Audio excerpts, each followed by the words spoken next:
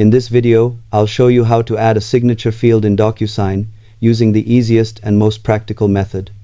After logging in, upload your document or select a template, then proceed to the editing screen where all available fields are displayed.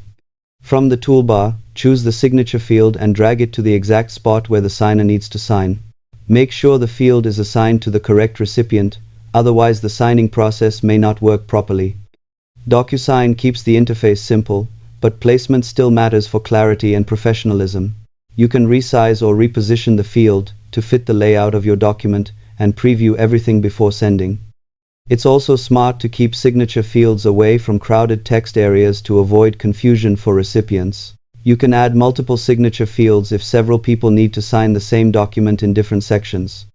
Overall, it's a quick feature that makes digital signing smooth and efficient when used correctly. Subscribe for more honest, practical tech tutorials that help you work smarter and stay organized.